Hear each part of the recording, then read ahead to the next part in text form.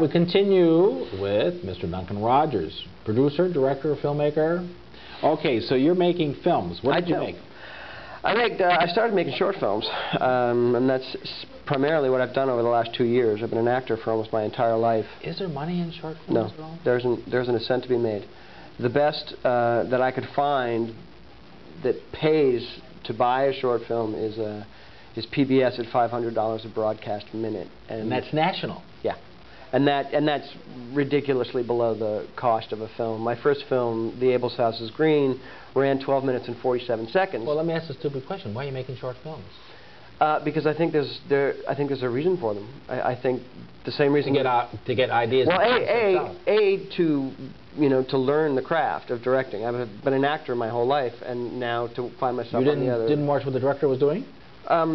You had to pay attention. I had to act. Yeah, I had to act. I didn't necessarily. I absorbed some of it for sure, but at the same time, there's a reason there's an O. Henry Award for short stories. Mm-hmm. There's worth in a moment in time. There's worth in a short, in an investigation into dropping into somebody's life for a short time. Well, see, that's what you're doing right now. You're on a short film right now. Right, exactly. So you got and so I've done 3 of those, and the next project, filmically, is a feature-length film, which will be 2 hours long. I'm in post-production on my 3rd. On your 3rd? Yeah. And no money? Oh, no. This is your charity? This is my training. Your training? Yeah. And I mean, I've gotten to work with some exceptional talent. Oh, I imagine. Tony Award winner Elizabeth Franz, Dan Lauria, best known for The Wonder Years. I mean, I've gotten to work with some pretty sizable people, and the person who asked me to co-produce the feature film was Alec Baldwin. He said it was one of the best films he read. Elizabeth Franz, who starred in The Reader, my 2nd film, has already agreed to play any part I want her to play. She wrote me a note very kindly. I've lined up Ryan Shively, who's an up-and-coming Broadway star. He's actually who put me in touch with Alec Baldwin. I bet you're all excited over this. It's great. I didn't plan any of it. So it all sort of just happened, and I'm getting out of my way. Like a lot of people don't understand this business. You have to be involved in it. You got to participate in it, and you got to keep constantly. Well, what my wife calls it is critical mass. Yeah, you reach a point where you know enough people that somewhere, somehow, it's going to drop. It's going to click. Up in northern Vermont, very far away. Ever since I was so small. And one summer, 4 or 5 years ago, I was up fishing on that lake, and I came home. As I was coming back around the lake fishing, I noticed that they had painted the Abel's house from yellow to green, and I got explosively angry, a kind of anger I hadn't really experienced before and could not identify why. And I got home and pulled the boat up, went up to the house. My wife and my mother were both like, "What is wrong with you, dude? Why are you so pissed off?" And I said, "Somebody's painted the Abel's house green, and I got to do something about this. I don't know what I'm going to do about it. I'm going to write a song or a poem or a story or a script or something, but I got to vent my spleen on this." And a couple of hours, days, I don't remember how long it took, but a while later I discovered that what was making me so upset was the fact that somebody had fucked with the landscape of my childhood.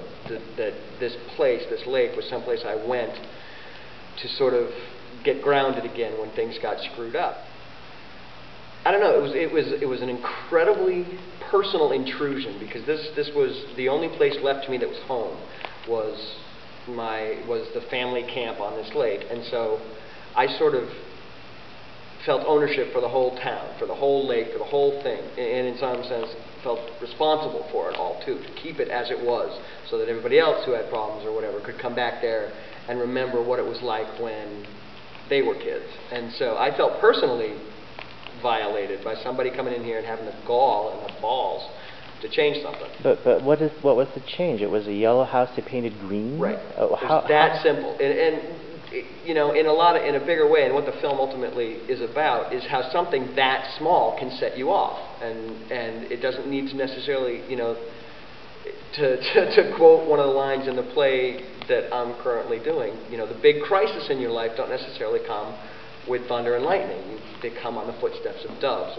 and that's exactly the moment. You can have 50 million things going wrong, but it just takes something as insignificant or seemingly insignificant as somebody painting a house a different color that will set off and be a watershed for change or some sort of response. And that's kind of what the film is about. This guy's life is in turmoil, and he comes back to this place seeking that grounding, that place of memory and permanence. And it's just the fact that somebody's painted this house a different color that allows him to sort of come out of the cocoon, the chrysalis, and become another person and sort of let go of all the past.